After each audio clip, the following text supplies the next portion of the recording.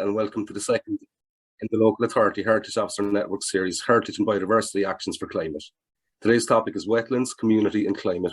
Certainly an appropriate topic given that World Wetlands Day took place yesterday and that heritage and community quite simply go hand in hand. Last Thursday marked the first in the series with a session titled Embedding Climate in Heritage. And on from today, there will be 2 further talks on the next 2 consecutive Thursdays. Over the 4 weeks, 13 heritage officers from across the Local Authority Heritage Officer Network will have presented a range of talks on heritage and climate, and today's talks promise to be most interesting. Harvest Moon. The Local Authority Heritage Officer Network consists of the heritage officer from each of Ireland's 31 local authorities, with thanks to the Heritage Council for establishing the Heritage Officer Programme back in 1999 and local authorities for supporting it. The Heritage Officer Network, chaired by Dr Joe Gallagher, Donegal County Council, would like to thank each and every one of you for joining us here this morning, and we hope you will enjoy the morning's proceedings. The session today is being kindly chaired by the Chair of the Board of the Heritage Council, Martina Maloney, a former county manager and a continuous supporter of heritage at every level. Martina, thank you for joining us this morning, and over to you. Great. Thank you very much, Conor. And it's a pleasure for me to be here this morning. I want to thank particularly the Heritage Officers Network for the invitation to participate in this morning's event. I suppose the Heritage Officers are key and really valued partners of the Heritage Council, as is our relationship with the local authority. And I'm happy to say at the very outset of the establishment of the Heritage Officers posts, I was involved with the initial appointments in Galway, and they have certainly proven their value down through the years and continue to do so. I want to thank the speakers we have today, the 2 Deirdres and Amanda, for the wonderful presentations we will see. And what I would say is we're really privileged to have such talented heritage officers with such wonderful insights around the country. As Conor says, it's a very timely presentation, this particular initiative. I think building on the work in COP25 last year, building on the government climate action plan, what's being proposed here in the area of biodiversity is really timely, really interesting and really practical. And I suppose it fits very neatly with what the Heritage Council itself is trying to achieve. We're currently working on the preparation of our new Heritage Council strategy for the next 5 years. And obviously the area of heritage and climate is going to be a key dimension of that. The Heritage Council is very involved in this area, not only supporting the Heritage Officers Programme, but also the NBDC and the grants programmes, improving community engagement in this area and the wetlands groups. So I suppose we were all heartened yesterday with the Taoiseach's announcement around the Biodiversity Citizens Assembly, very appropriate on the World Wetlands Day, to see that kicking off, and we expect it will bring real benefits to the area of climate action and biodiversity. So I suppose this programme in particular is very encouraging, and the focus of what really attracts me to it is that it's a focus on what's possible. It's not that we're becoming overwhelmed with climate action, but we can see real practical examples of how this thing works and can work. So I really appreciate being part of this morning's event, and I don't want to take up any more of your time because I know you're all here to hear the very dedicated staff we have. So I'm happy at the outset to introduce the first presentation, which is a video recording from Deirdre Cunningham. And can I just say to you that we've changed the running order just slightly to take Deirdre's presentation first, because it's more of an introduction to this area. You all know Deirdre. She's a great environmental scientist and has been working in the area of research in land use changes and soils and vegetation in natural woodlands, and is Heritage Officer in Mayo County Council for almost 20 years now. So she's a very, very experienced person. And I would just say, Deirdre can't be with us in person today, but she has recorded a video. So what I'd advise you to do is when the video commences, you might turn up your volume, because the volume is a bit lower than what you'll have for the rest of the speakers this morning. And just to remind you as well that Catherine is recording the session today, but the recording is only in the presentations part of the session, and they will be available subsequently. So I'll ask Catherine now to load the recording from Deirdre.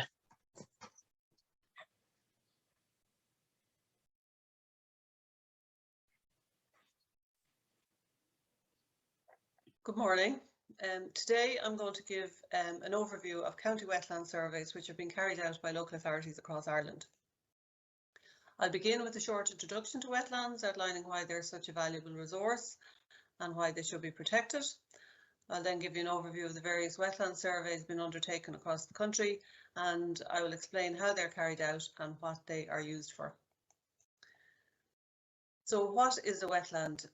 Well, in simple terms, wetlands occur where the water table is at or near the surface of the land.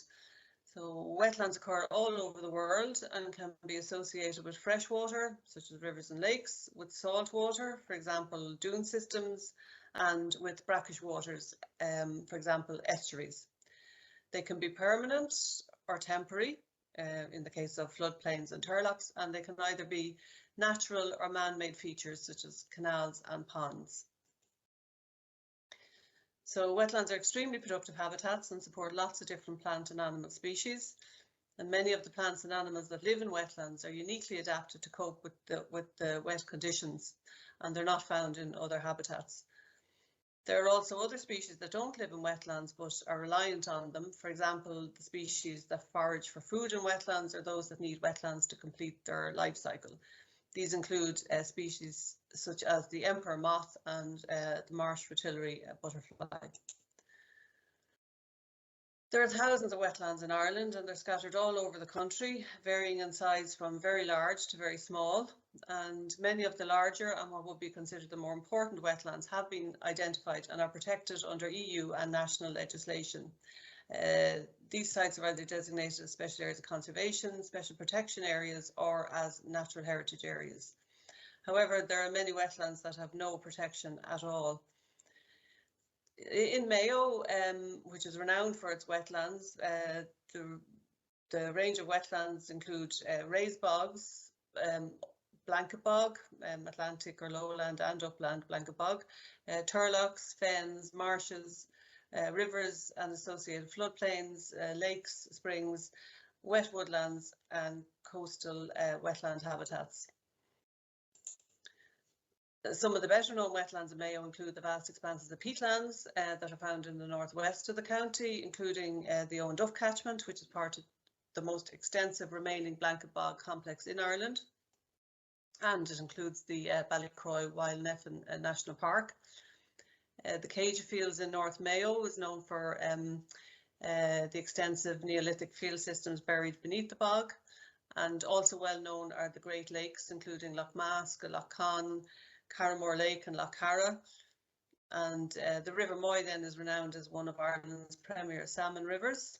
But the county is also home to many more lesser known but also very important wetland habitats. Why should we value our wetlands? As well as supporting high levels of biodiversity, our wetlands provide us with a range of ecosystem services, and ecosystem services are the benefits that nature provides to us for free. And some examples of ecosystem services provided by wetlands include supply of clean water, regulation of flooding, climate regulation through carbon storage, provision of food, fuel and medicines. Wetlands provide recreational opportunities, they contribute to our health and well-being, they regulate air quality, and they provide wonderful educational opportunities. And many of these ecosystem services are essential to our survival, and so it's extremely important that they are valued and maintained. Wetland biodiversity has been estimated to be worth 385 million to the Irish economy each year, in addition to a further 330 million in nature and ecotourism value. But our wetlands are under threat. So I suppose it's only in recent years that we've begun to appreciate the value of wetland habitats. Traditionally, they were seen as unproductive areas or wastelands. And as a result of this, many wetlands were converted into other land uses or they were severely degraded due to drainage or dumping, infilling or pollution. Other threats to wetlands include nutrient enrichment or the spread and proliferation of invasive species. And crucially, wetlands are very susceptible to climate change.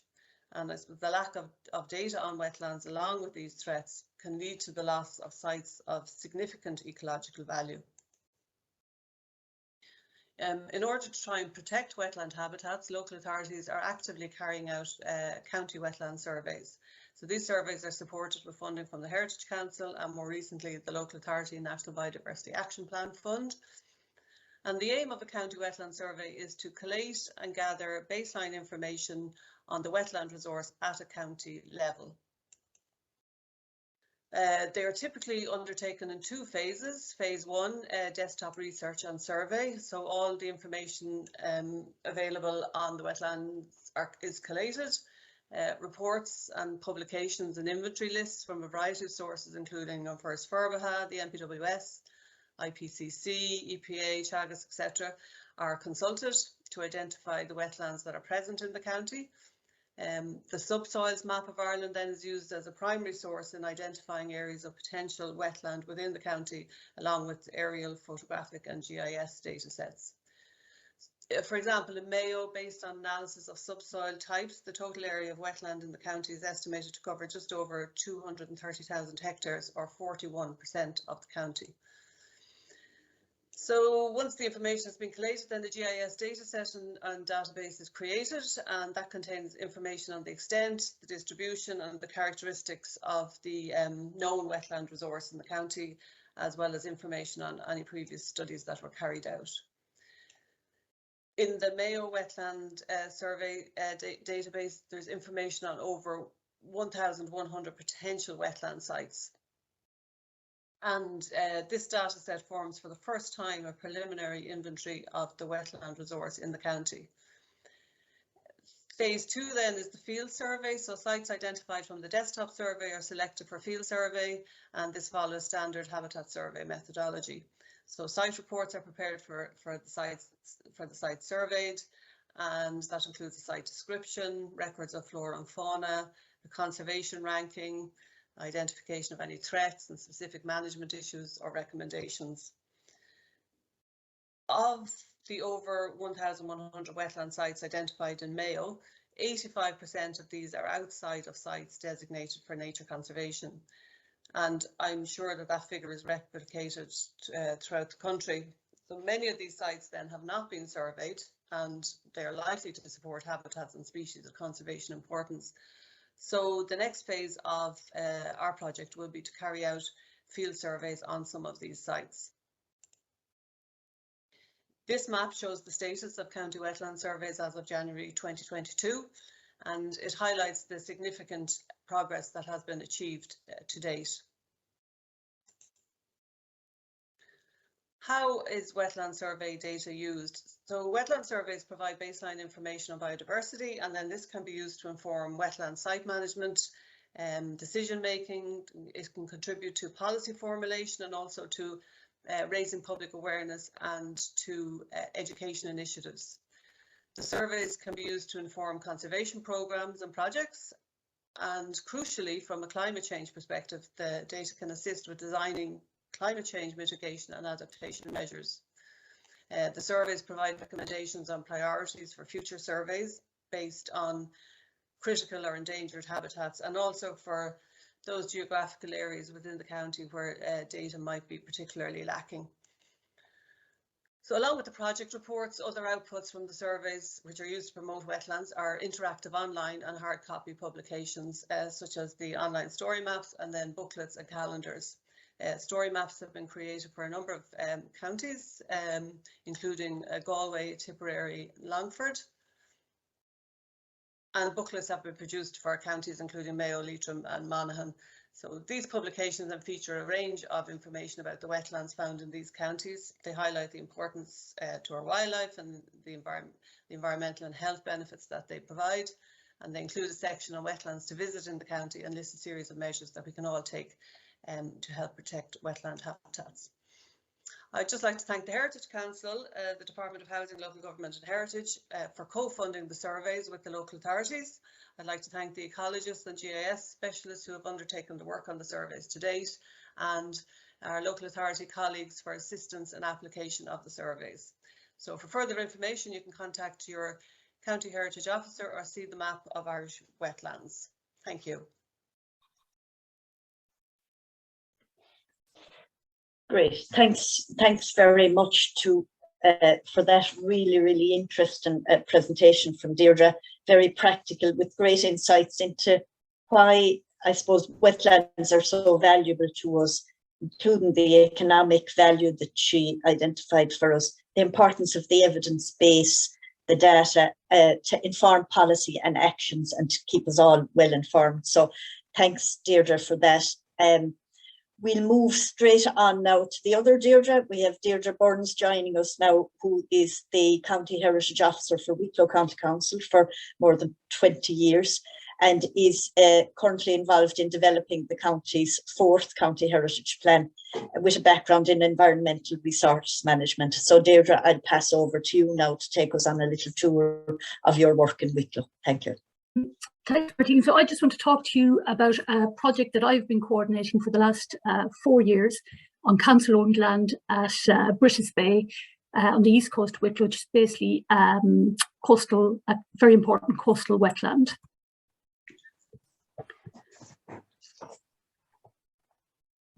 Oh, not able to change for some reason.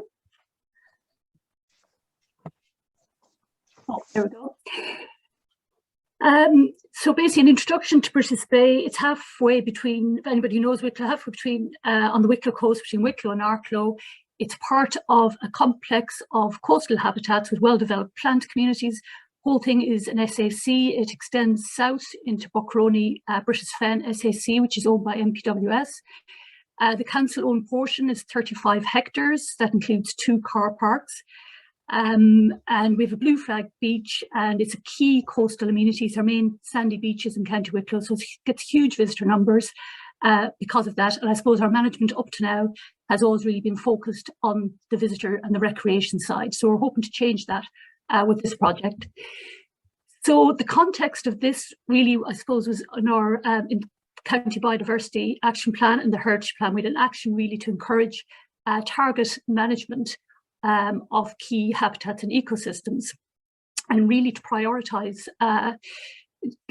coastal habitats, coastal biodiversity and ecosystems that are most vulnerable to the effects of climate change. And hence we worked on this project. And many of you would have seen the campaign by Carlo last year, all about sand dunes, about protecting them by keeping off them, really. Previous speaker, Deirdre, talked really about the ecosystem services of wetlands. And I suppose they're really important, I suppose, from a climate change point of view, really as these big natural buffers that are sheltering the surrounding hinterland, sheltering the areas from storms and seawater incursion, providing shelter for farmland, for houses, and really they have a really important role in retaining and reserving sand. So coastal systems are very dynamic, so sand moves around, but in a healthy ecosystem, the sand really isn't lost from the coastal cell, it just moves around it. And dunes have a really important role to play in this.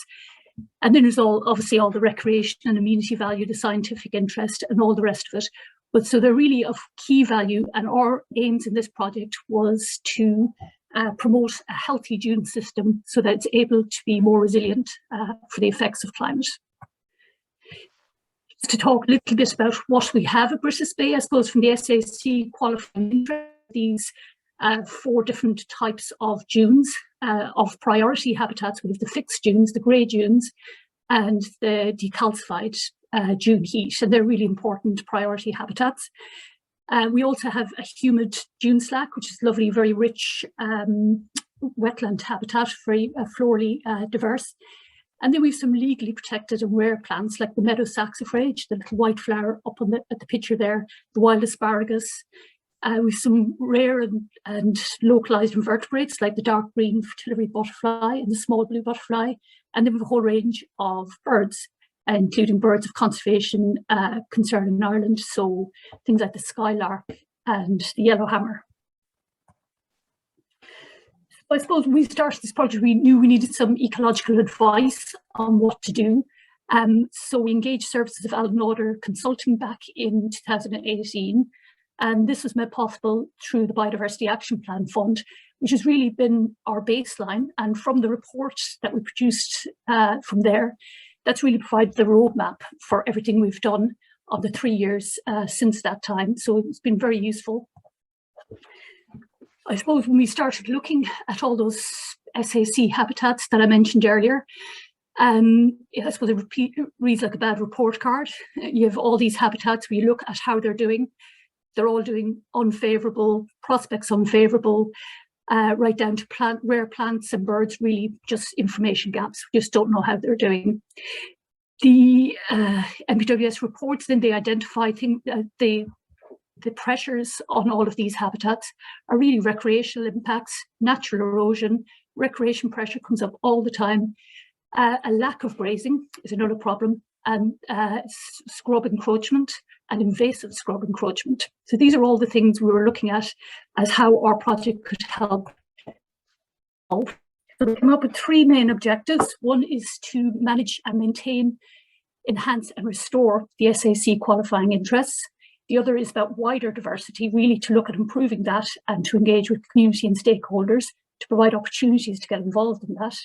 And the third is really about trying to address recreational pressures by engagement with the public and looking at our information and how we go about doing that. So I'm just going to run through some of the key actions, just really to give you a summary of the key action areas. I suppose grassland management has been a key thing that we've been working on.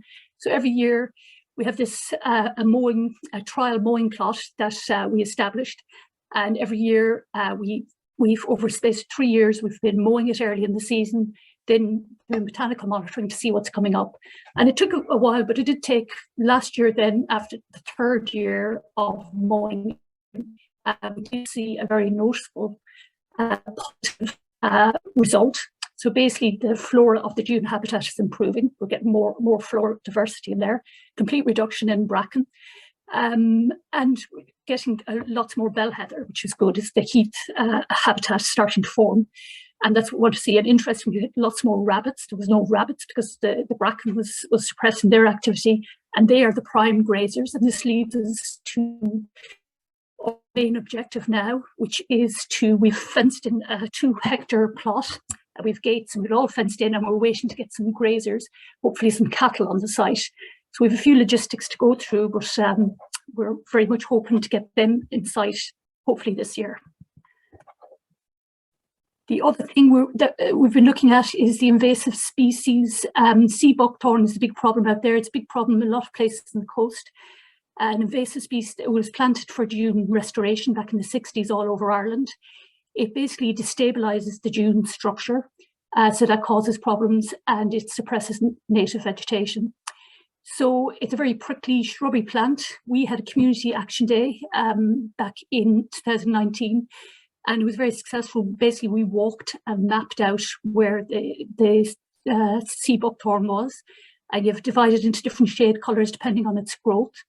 So B1 being the smallest stuff, B2 a little bit bigger, and then the other stuff, B3, big shrubby sides. So we've been working, our municipal district staff have been tipping away at it, I suppose, over the winter, maybe 3 to 4 weeks each winter, of cutting back the heavier growth at one particular section of the North Beach. And we're really hoping that this year we'll be able to have a volunteer day where people go out with loppers and cut back the lighter growth. The other thing we've been doing is biodiversity recording and monitoring. So we set up butterfly transects. There's 10 different transects now established, and we did monitoring on them last year all over the site. And really there's a lot of interest from, we've had several sort of community days out here, and there's a lot of interest in the community now in volunteers taking this on to monitor, to walk the transects and monitor the butterflies, which would be really useful. And we produced a little tutorial for Heritage Week last year. And this is an area that we want to I suppose, hope make some progress on this year as well. That's 8 minutes, Deirdre. That's great. Thanks, Martina. There's some of the nice butterflies we've been finding. We're looking for the small blue and the grayling. We still haven't found them, but hopefully we'll find them this year. The other thing we've been looking at is our birds. So we just did a breeding bird, sort of a limited enough breeding bird survey last year, but we had positive in that we saw the meadow pipits and the skylark, which would be our ground nesting birds that are valuable for the site. We'll be trying to encourage those. And we also had red kite and kestrel, which is good. We just did a limited survey last year again. There's loads of scope to have a dawn chorus walk here, and it'd be really useful to have a wintering bird survey here as well. We've liaised with the National Biodiversity Data Centre on a rare plants workshop, so it's really interesting. I suppose it was 4 plants we picked that had turned up. We went out to verify the locations of these. And the NBDC now have people who have signed up to look every year for these plants, so it's very good. And then the other main thing that we did last year, we started to look at signage, and the place, as you might imagine, is literally littered with signage. Some of it quite heritage value in its own right from the 1960s and even before that. So really, there's a proliferation of signage, layer upon layer, and we did a report just to audit this and give us a steer of what we might do.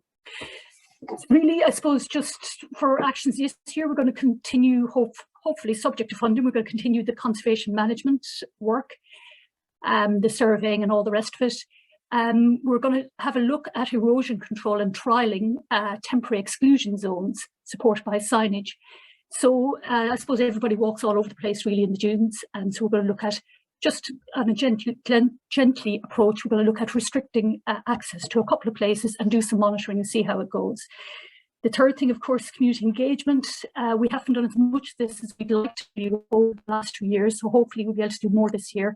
And then the fourth thing is a whole body of work really on the whole branding and messaging of the site. So we're hoping to make a start on that too. I suppose the challenges, the usual chestnuts, limited funding.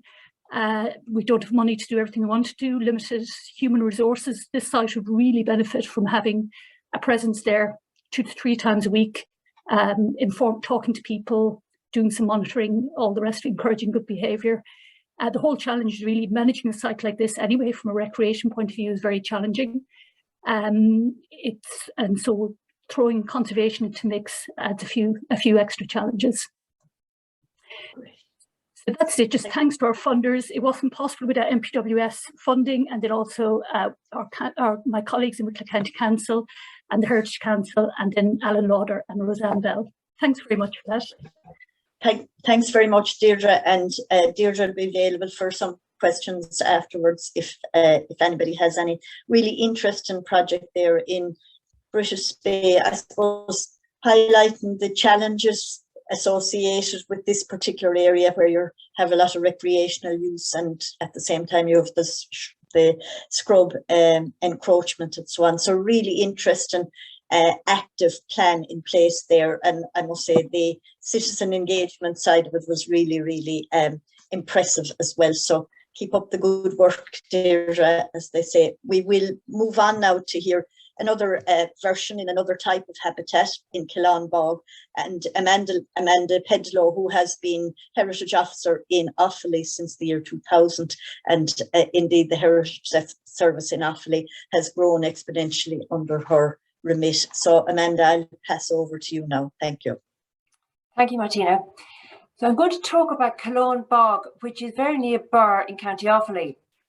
Now, to give you a perspective of how it sits within the county, this is a map from the County Development Plan, which shows the peatlands in the county. And you can see the green, first of all, is the predominant area, which is the raised bog, which has been exploited, which means that Bord na Móna, by and large, have been harvesting there, but also lots of other contractors have been working there. So huge areas of the raised bog harvested in County Offaly. Then you can see that the yellowy area is the raised bog that's intact. And that is largely MPWS, not completely, but largely MPWS managed peatlands. And then there's the red mountain bog, blanket bog, and the upland blanket bog in the sleep bloom area, down in South Offaly. So it's an interesting situation in Offaly because there's been an awful lot of state involvement, either through Bord na Móna or through MPWS. And people might think that because there's so much peatland within the county that there would be a huge amount of community involvement. But funnily enough, it's been very dominated by large organisations managing peatlands for the last few years. And many of you would be familiar with the Just Transition programme that's taking place now. And of course, Offaly is right at the heart of the Just Transition. And the whole focus on Just Transition and carbon, really, I would say everything has changed fundamentally within County Offaly from the council's perspective, in the last couple of years. And it's really, the ripple effects are going throughout all of the society. So we're just concluding an MPWS Life project, which was looking at the conservation of 6 of the raised bogs in Offaly. Now, there were bogs in other counties as well, but there were 6 raised bogs in Offaly. Bord na Móna now has started a re-wetting programme, the Peatland Climate Action Scheme, PCAS, and that's on bogs across the county. There's a farm peat project, which is looking at, it's an EIP looking at how land is managed on farms surrounding the bogs.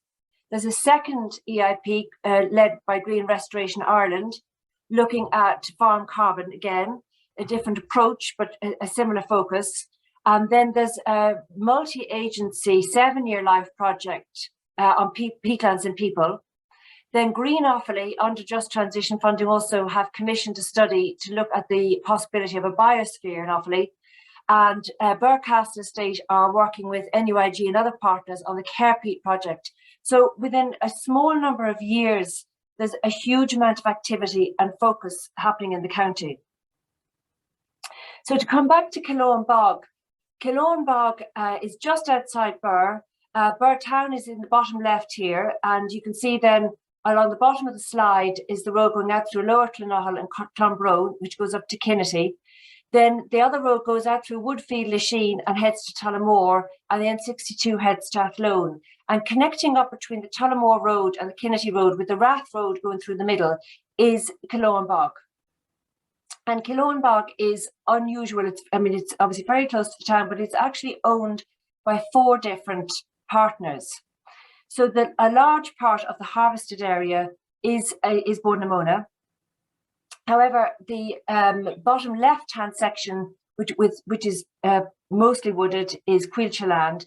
And then the area around where it says Clonbrone at the bottom, that's 40 hectares, which was leased by Birr Secondary School 30 years ago from Bord na Móna and is now in their ownership. And they have managed that for the last 30 years as an ecological resource for the secondary school. Now, obviously, it was interesting. Mary Robinson launched it 30 years ago when she was president, and she came back last year to talk about it. And she was saying that, of course, the whole focus has changed so much with the project that it's now got a huge climate change aspect to it. But the school had started their work there many years previously. And then up around Ballywilliam, Burcastle Estate own some of the woodland, and they also own a section of the bog. And when Bord na Móna were building their estate years ago, and they approached the current Lord Ross, he said, well, look, I won't sell you the land, I'll lease you the land, and when you stop harvesting, I'd like it back, please. So it's now gone back into the Burcastle estate, and they're very proactive partners on looking at ecology and biodiversity and linking up. So we've got a very interesting project in the mix here, and it's all changed in the last couple of years since the Bord na Móna harvesting has ceased. The bog wasn't opened that long ago. It was opened as a horticulture bog, and unlike many other Bord na Móna bogs, which were nearly coming to the end maybe of their harvesting life, this one has still got several metres. In fact, one of the measurements just recently read over 4 metres of bog in areas of it. So there's a lot of peatland still there.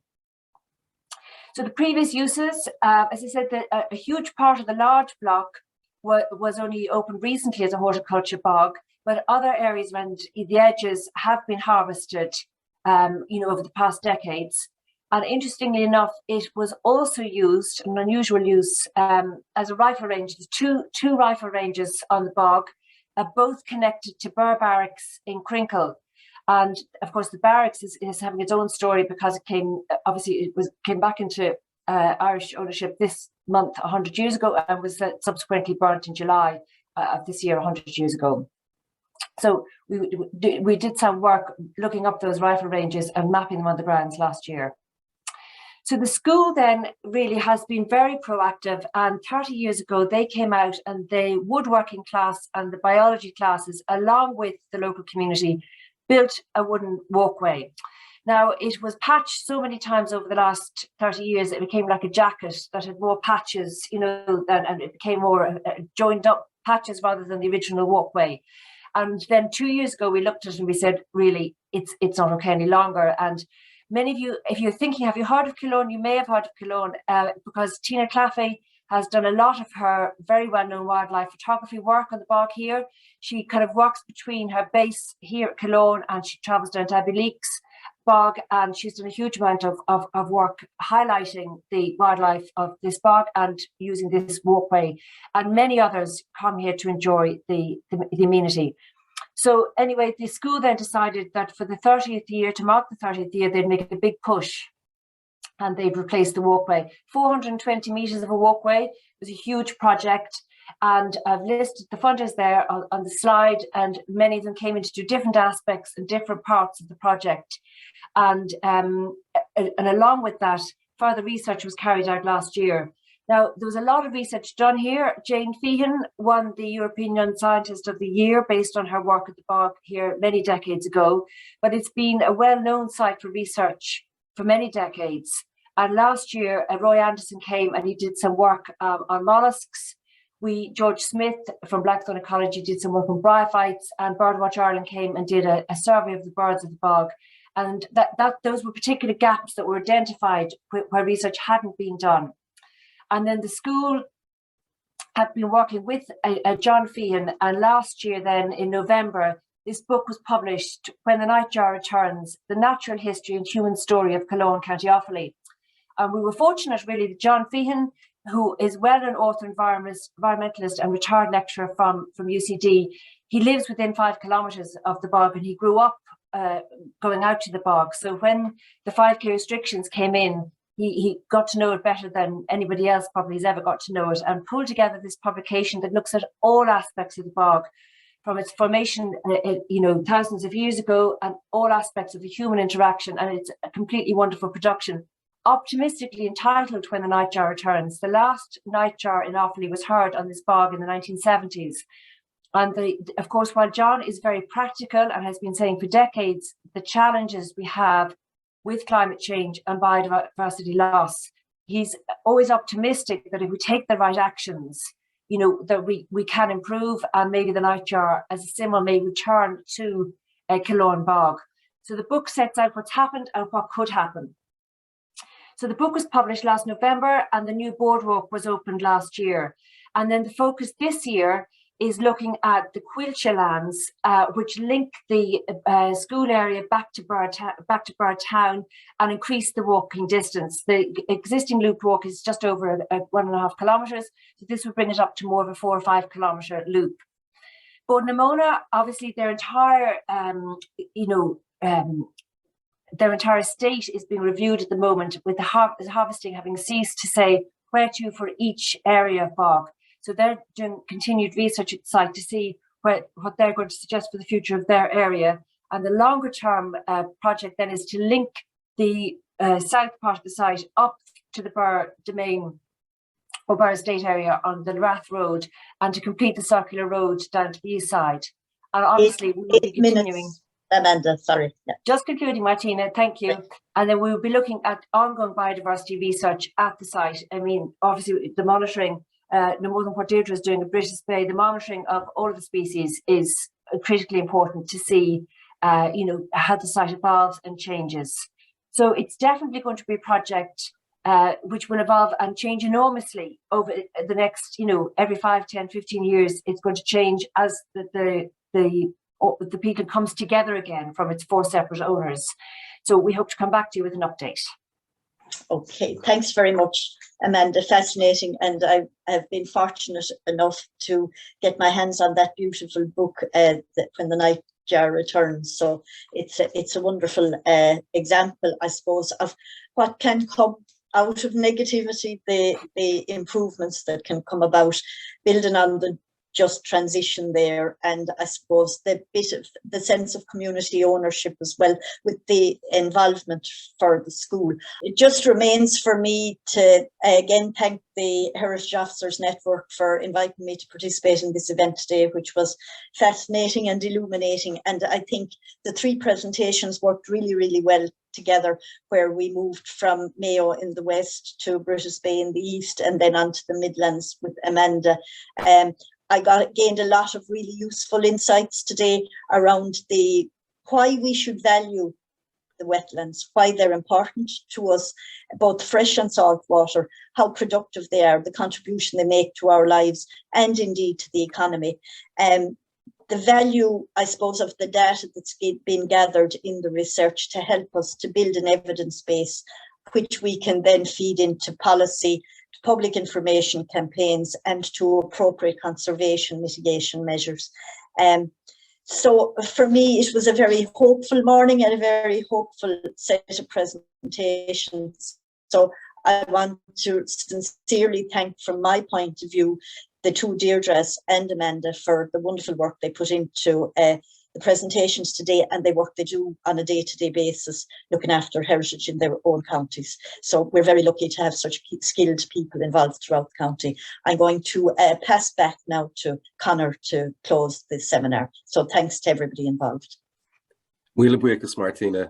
Thanks, Martina, and each of this morning's presenters, Deirdre Cunningham, Deirdre Burns and Amanda Pedlow, Heritage Officers in Mayo, Wicklow and Offaly local authorities respectively. Their presentations were informative, and I think there was so much to take away from them. To each of this morning's 150 plus people that joined, just thank you for joining us, and it's hope that you enjoyed the presentations. Particularly thank you as well to Heritage Officers Catherine Casey and Deirdre Ledwidge for the back office work and getting the series up and running effectively.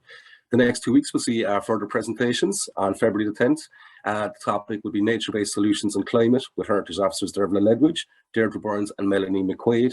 And then February 17th on People, Heritage and Climate with Heritage Officers Siobhan Ryan, Marie Mannion and Nollaig Feeney. Thank you all. Míle buíochas, tá an webinar creating. That concludes this morning's session.